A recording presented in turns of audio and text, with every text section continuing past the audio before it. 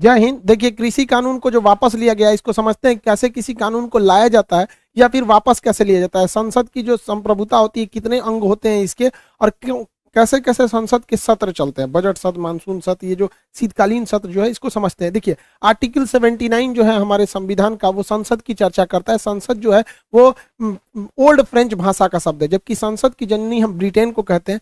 संसद जो है हमारे देश की संप्रभुता संसद के हाथ में। सोवर्निटी मतलब होता है जिसके ऊपर दूसरे किसी का दबाव काम ना करे, वो अपनी निर्णय लेने में स्वतंत्र हो, उसे हम संप्रभु कहते हैं। जैसे कोई स्टेट अपने आप में सोवर्निटी नहीं होता है, क्योंकि उसके ऊपर सेंट्रल गवर्नमेंट का प्रेशर होता है। बट भारत सरकार की संप्रभुता संसद में, ये क्वेश्चन हमेशा पूछता है। संसद के 3 अंग होते हैं। एक राष्ट्रपति हो गया, यहाँ पे संसद का ये अंग होता है, ये राष्ट्रपति।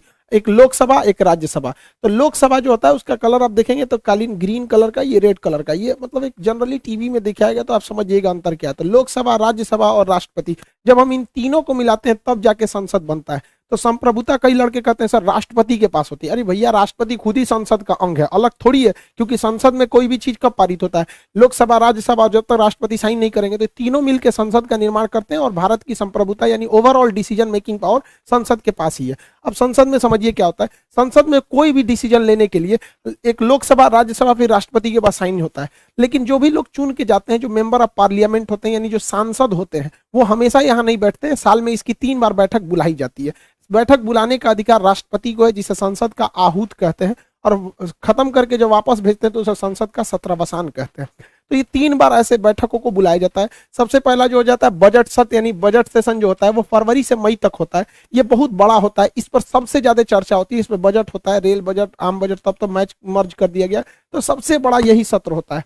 इसके बाद छुट्टी होती है, 1 महीना तक किसी को नहीं आना होता है। मानसून सत्र जुलाई और अगस्त में चलता है। आप देखे होंगे 370 को हटाना हो गया, ये सब चीजें जो थी, ये मानसून सत्र में काफी ज्यादा डिसीजन लिए गए थे इसको। तो ये जुलाई से अगस्त के बीच में होता है। ये भी थोड़ा सा मतलब 1-1.5 महीने का ये भी होता है। लास्ट जो सत्र होता है शीतकालीन सत्र, नवंबर से दिसंबर, ये सबसे छोटा होता है क्योंकि लास्ट नवंबर में शुरू होता है, एकदम नवंबर बिता के ही शुरू होता है। सबसे छोटा होता है शीतकालीन सत्र। अभी जो सत्र चालू होने जा रहा है वो शीतकालीन सत्र चालू हो रहा है। तो संसद के कुल 3 सत्र होते हैं। इसी में संसद कोई भी कानून बना सकती है। 370 हटाना था तो इसी से हटा, CANRC लाना था तो उसी से आया। कोई भी नियम कानून आपको लाना है तो संसद में रखिए। संसद मीन्स लोकसभा, राज्यसभा और राष्ट्रपति साइन करेंगे तो ये हो सकता है कोई भी काम। लेकिन होता क्या है कि कभी कभी एक इमरजेंसी, संविधान निर्माता जब संविधान बना रहे थे तो उनको लगा कि भैया हमने तो संसद को केवल 3 सेशन ही दिए, अगर बीच में कोई बहुत इमरजेंसी आ गई और कानून बनाना पड़ गया, उस इमरजेंसी स्थिति में तब कानून कैसे बनेगा। लेट सपोज कि जैसे जून के महीने में कोई सत्र नहीं चलता है, अक्टूबर में देखेंगे कोई सत्र नहीं है, सितंबर में कोई सत्र इधर नहीं मिला है, तो जून के महीने में सपोज कीजिए कोई सत्र ही नहीं है और इमरजेंसी आ गया, तो उस स्थिति में क्या करेंगे। तो क्या देश को टूटते हुए छोड़ देंगे? नहीं। संविधान निर्माता इसके लिए व्यवस्था करके गए थे ऑर्डिनेंस बिल का, अध्यादेश, राष्ट्रपति का अध्यादेश। संविधान का आर्टिकल 123 राष्ट्रपति को यह पावर देता है कि अगर संसद का कोई सत्र नहीं चल रहा है और कोई इमरजेंसी है तो आप कानून बना सकते हैं। और उसके बाद जब संसद का सत्र आ जाएगा तो संसद से कह दीजिएगा कि तुम लोकसभा और राज्यसभा से पास कर दो, हमने तो इमरजेंसी में अपना काम कर दिया। तो इसमें 2 चीजों का ध्यान रखना होता है आर्टिकल 123 के तहत। सबसे पहला कि संसद का कोई सत्र नहीं चल रहा हो और मामला इमरजेंसी का हो। ऐसा नहीं कि कोई नॉर्मल मामला को आप अध्यादेश के थ्रू ला सकते हैं, ऐसा नहीं होना चाहिए। तो इस बार क्या हुआ, किसान बिल जो था वो बहुत बड़ा कोई विधेयक नहीं था। ऐसा नहीं था कि देश को कोई इमरजेंसी आई थी अचानक, मतलब किसान आंदोलन लाना ही लाना है, मतलब किसान बिल को लाना ही है, ऐसा कोई जरूरत नहीं था। फिर भी 5 जून 2020 को यानी पिछले साल राष्ट्रपति ने अध्यादेश ला दिया। तो ये कुछ अजीब सा लगा कि कोरोना के बीच में अचानक क्यों ला रहा है। शुरुआत से हुआ। अब 25 सितंबर को जब संसद की बजट सत्र चालू हुआ, मानसून सत्र, क्योंकि इस बार जो पिछले साल जो सत्र हुआ था कोरोना को लेकर थोड़ा सा लेट हुआ था, तो जब मानसून सत्र चालू हुआ तो अध्यादेश को संसद पे रखना पड़ता है लोकसभा और राज्यसभा के पास कि देखिए भैया हमने तो इमरजेंसी में ला दिया। तो 25 सितंबर को संसद ने इसे पास कर दिया और 27 सितंबर को राष्ट्रपति के पास हस्ताक्षर करने के लिए भेज दिया गया। अब ये हो गया परमानेंट कानून। तो फर्स्ट ऑफ ऑल ये इमरजेंसी की जरूरत नहीं थी जो इसे अध्यादेश लाया गया, सरकार ने इसे पास करा लिया, वो एक अलग मैटर है, वापस भी ले रही है वो अलग मैटर। लेकिन ये एक इमरजेंसी नहीं था जो इसे मतलब जून में अध्यादेश के थ्रू लाया गया। अब इसका विरोध चालू हो गया, अलग अलग टाइप के किसान लोग, हर टाइप के, जिसमें राकेश टिकैत सबसे प्रमुख थे, उन्होंने विरोध करना चालू कर दिया। और विरोध देखते देखते मामला चला गया सुप्रीम कोर्ट में। सुप्रीम कोर्ट ने कह दिया 12 जनवरी 2021 को, यानी लगभग 1 साल पहले सुप्रीम कोर्ट ने इस पर स्टे लगा लिया था कि भैया इस कानून को अभी आप लागू मत कीजिए, पहले एक पैनल बनाइए जो किसानों को और सरकार के बीच की आपसी बातों को समझेगा कि क्या दोनों में सही है। देखिए इसमें कुछ अच्छाइयां भी हैं कानून में, कुछ खराबियां भी हैं। तो ये ऐसा मामला चलते रह गया। सुप्रीम कोर्ट ने फाइनली एक महीना पहले यानी 22 अक्टूबर 2021 को कह दिया किसानों से कि आप प्रोटेस्ट करने का अधिकार है, लेकिन आप रोड जाम नहीं कर सकते, आपको रोड खाली करना पड़ेगा। तो गवर्नमेंट ने रोड खाली भी कराया था। मेनली किसान 3 जगह बैठे थे, टिकरी बॉर्डर, सिंधु बॉर्डर और गाजीपुर बॉर्डर। वो जो यहाँ यही 3 बॉर्डर था इसमें, जो दिल्ली में ये लोग एक्वायर किए हुए थे। तो बाद में इन्हें खाली भी कराया गया। कई सारे आप देखे होंगे ट्रैक्टर रैली हुई थी, कई सारी इसमें घटनाएं भी दुखद हो गई, जैसे लाल किला वाली घटना थी। तो ये कई सारी चीजें चलते रहे से, जैसे आप 26 जनवरी को देखे थे तो भारत का झंडा के पास ये धार्मिक झंडा, ये काफी चीजें थी। हालांकि मीडिया ने भी कई सारे, या सोशल मीडिया पे भी देखे होंगे, किसानों के लिए भी अगर पिज्जा खा लिया तो ऐसा लग रहा था जैसे कि क्या खा लिया भाई, पिज्जा खाने के लिए होता है, उन लोगों ने खा लिया तो क्या दिक्कत था यहाँ पर। कैसा थोड़ी है कि बस अमीर आदमी ही खा सकता है। अच्छी बात है किसान के पास भी हर चीज अवेलेबल होना चाहिए। ऐसा थोड़ी है कि गाड़ी में बैठ रहा है तो लोग कह रहे हैं देखो 4 व्हीलर से आया है, किसान कैसे हो सकता है। मतलब क्या चाहते हैं, किसान हमेशा भूखे नंगा रहे। तो कई सारे दोनों, हालांकि ऐसा नहीं है कि सरकार ने इसको सॉल्व करने की कोशिश नहीं किया था। 3 राउंड की कई राउंड की बैठक हुई थी हमारे नरेंद्र सिंह तोमर साहब जो है कृषि मंत्री, इनके साथ।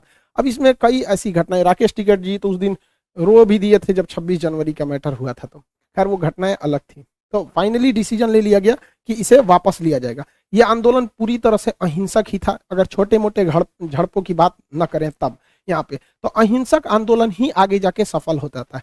चाहे आज़ादी की लड़ाई में देखेंगे तो अहिंसक आंदोलन थोड़ा लंबा समय तक सस्टेन रहा, वही हिंसक रहा तो उसका प्रभाव तो बहुत तगड़ा था, बट एक लंबे समय तक वो नहीं चल सका। तो ये आंदोलन पूर्णतः अहिंसक ही रहा। फिर भी 600 से ज्यादा किसान भाइयों की जान गई कई अलग अलग घटनाओं में, जो कि मतलब अच्छा बात नहीं है। अब सरकार ने घोषणा किया कि इसे वापस ले लिया जाएगा, रिपील किया जाएगा।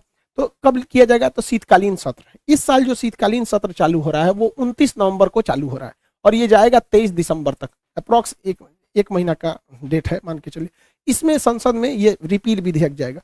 संसद को जब वापस लिया जाता है, नहीं रिपील किया जाता है, तो सेम प्रोसेस है। लोकसभा में रखा जाएगा कि हम इस विधेयक को वापस लेना चाहते हैं, तो यहाँ बहुमत से पास होगा, हाँ भैया हम भी वापस, ठीक है आप वापस ले लीजिए। फिर राज्यसभा में जाएगा कि हम विधेयक वापस लेना चाहते हैं, तो इसे भी बहुमत से वापस लेना पड़ेगा। और राष्ट्रपति के पास साइन करने के लिए जाएगा, आप भी साइन कर दीजिए। जब राष्ट्रपति साइन कर देंगे तो वापस हो जाएगा। मतलब जिस तरह से विधेयक को लाना होता है, सेम उसी तरह से विधेयक को वापस भी करना होता है। इवन नाम भी चेंज नहीं होता है, जो विधेयक लाने के टाइम पे था ना वही नाम यहाँ भी रहेगा, बस लास्ट में रहेगा रिपील बिल, मतलब वापस लेने के लिए यहाँ पर।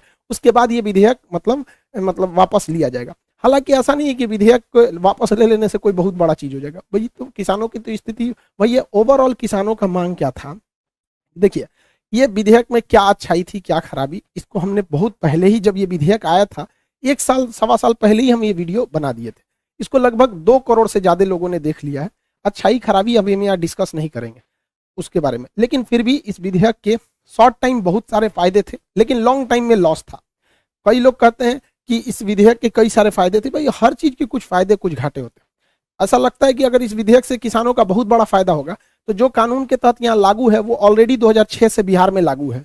तो कौन सा बिहार के किसान बहुत आगे हो गए। दयनीय स्थिति आके बिहार के किसान को देखिएगा तो बेचारों का फसल सूख जाता है, साउथ बिहार का, नॉर्थ बिहार का बाढ़ में डूब जाता है, बहुत स्थिति खराब है। ये विधेयक में जो मेनली 3 चीजें थी कि कोई भी अब भंडारण रख सकता है, कितना भी रख सकते हैं। भैया किसान का रहने के लिए अच्छा घर नहीं होता है, कहते भी हैं घर टपकती थी उस किसान की, फिर भी वो बारिश के लिए दुआ करता था। तो किसान को अपना घर रखने का नहीं है, वो कहाँ से भंडारण कर पाएगा, तो ये तो अमीर लोग ही कर पाएंगे। दूसरा कहा गया कि आप कहीं का सामान कहीं भी बेच सकते हैं, अच्छी बात है, लेकिन एक बात बताइए, बड़ा सा भी बड़ा किसान रहेगा ना, गांव का बहुत बड़ा भी किसान यूपी बिहार महाराष्ट्र में रहेगा, तो उसके पास 200 से 300 बोरे ही अनाज हो पाएगा, यानी 1 ट्रक हो जाएगा। अब बिहार का किसान अगर 1 ट्रक अनाज अगर दिल्ली में अच्छा दाम मिल रहा है ले जाएगा दिल्ली बेचने, तो उसको 80,000 किराया लग जाएगा। भैया 10,000 का प्रॉफिट के लिए वो 80,000 किराया देने जाएगा, तो फिर यहाँ फायदा बड़ी कंपनियों को ही होगा। तो दूसरा कहा गया कि भाई आप कॉन्ट्रैक्ट फार्मिंग कर सकते हैं। तो कॉन्ट्रैक्ट फार्मिंग में है क्या कि किसान बड़े बड़े उद्योगपतियों से बात नहीं कर पाए। एक बेचारा किसान बैंक में अच्छा से खाता नहीं खुलवा पाता है, उसे कह दें केवाईसी लाइए तो पूछने लगता है भैया फॉर्म भर दो, फॉर्म भर।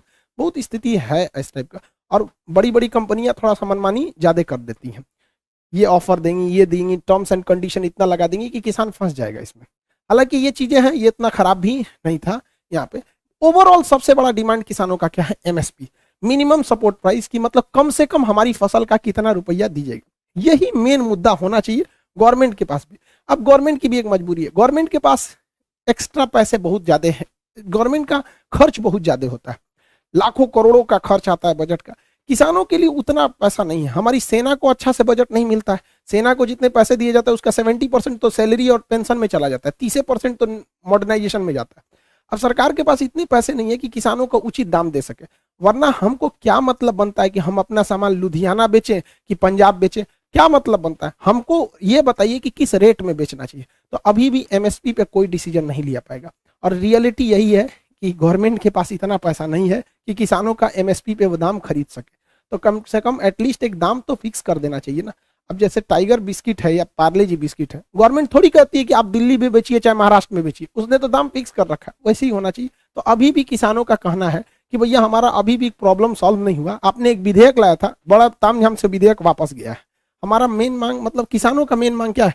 एमएसपी। और रियलिटी भारत में किसानों की बहुत दयनीय स्थिति है, किसानों को बस एक जगह फायदा होता है सब्जी में, और वो भी मतलब ठीक ठाक मिल गया तब, वरना ये भी खराब हो जाता है।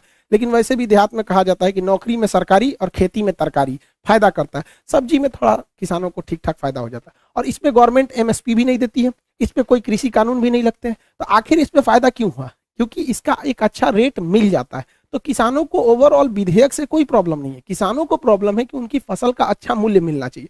अब आप ये छोड़ दीजिए कि वियतनाम बेचना है कि जापान, आप रेट बताइए, वो किसान अपने से बेच लेगा।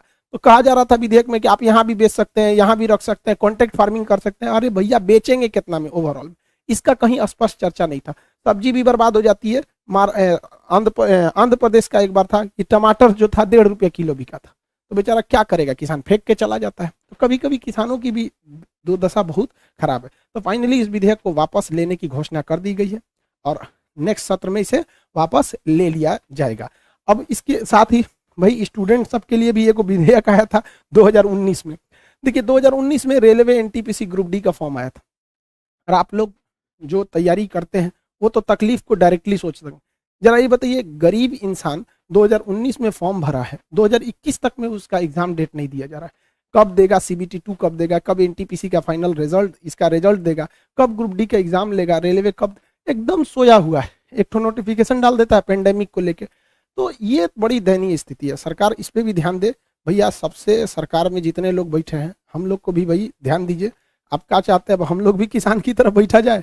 यहाँ पे टीचर स्टूडेंट सब परेशान है। इवन क्या है कि अब पढ़ाने में भी उस तरह का अजीब सा, लड़का पूछता है सर एग्जाम कब होगा, कितना पढ़े, उसका भी मनोबल टूट जाता है। तो सरकार को भी इस पे ध्यान देना चाहिए, एग्जाम डेट को क्लियर करे, रिजल्ट प्रॉपर टाइम से दे। आपका वो पता है कि हमको ये वैकेंसी जाते जाते 2024 आएगी, क्योंकि आया ही था ये वैकेंसी चुनाव में, क्लियर भी होगा चुनाव में। बट एटलीस्ट थोड़ा लड़कों को समझिए कि एक डेट तो कम से कम दे दीजिए। हवा में लड़का है अचानक, आपको अगर एग्जाम जनवरी में लेना है, फरवरी में लेना है, एटलीस्ट बता तो दीजिए कि भैया हम फरवरी में लेंगे। लड़का पढ़ेगा तो। अभी क्या है ना कि लड़का होपलेस भी है, उसका करियर भी खराब होगा। पता चला कल को आप अनाउंस कर दिए 15 दिसंबर से एग्जाम, तो अजीब हो जाएगा ना। आप बता दीजिए कि हम कब देंगे, हम कौन सा किससे मांगेंगे, अपने रेल मंत्रालय से ही तो बोल रहे हैं, तो समझना चाहिए वहाँ पे। और लड़कों को भी कहते हैं पढ़ाई कंटिन्यू रखिए। अब बहुत जल्दी सारे टीचर्स लोग आपस में हम सब डिस्कस कर रहे हैं, सारे टीचर्स डिस्कस कर रहे हैं, सब लगे हुए हैं। अब हम लोग की भी अपनी एक लिमिटेशन है, पूरी गवर्नमेंट भी बहुत जल्दी डिसीजन लेगी, तो आप पढ़ाई से भी पीछे नहीं हटिएगा। ये बुक्स जो थी भाई, ये बुक्स हम लोगों ने इसे ऑल ओवर इंडिया तक पहुंचा दिया। छत्तीसगढ़, उड़ीसा और महाराष्ट्र के लड़कों का कहना था कि सर हमारे यहाँ नहीं आया। साउथ इंडिया के लड़कों का स्पेशली डिमांड था कि सर ये बुक हमको इंग्लिश में चाहिए, हम इसको इंग्लिश ट्रांसलेट करा रहे हैं, 10 से 15 दिन में इसका इंग्लिश वर्जन भी आ जाएगा। ये एकदम यूनिक बुक है, क्योंकि इसमें चैप्टर वाइज भी है और एग्जाम वाइज भी क्वेश्चन है। आपको चाहते हैं कि अगर आपको एसिड एंड बेस से किस एग्जाम में किस टाइप के क्वेश्चन पूछते हैं, वो हर चीज इसमें अवेलेबल है। एक बार इसको खोल के जरूर देखेंगे लोग, समझ आ गया। और एक बात और, ये देखिए भाई, छत्तीसगढ़ का हरदी बाजार है एक तो कोरबा में, वहां के हैं तुकेश कुमार जी, भाई आपको बहुत बहुत थैंक यू। लेकिन एक चीज है, शिकायत भी है, इतना बड़ा गिफ्ट मत भेजा कीजिए भाई। आप लोग स्टूडेंट लोग हैं, आपका जॉब हो जाए, आप लोग माता पिता का सेवा कीजिए। इतना हैवी हैवी गिफ्ट देंगे कि उठेबे नहीं करेगा। आपका रिजल्ट हो जाए, पढ़ाई लिखाई कीजिए, माँ बाप का नाम रोशन कीजिए, हम लोग के लिए वही सबसे बड़ी गुरु दक्षिणा है।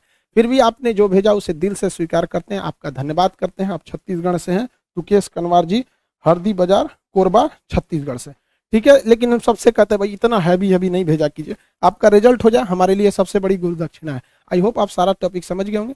मिलेंगे नेक्स्ट क्लास में। जय हिंद।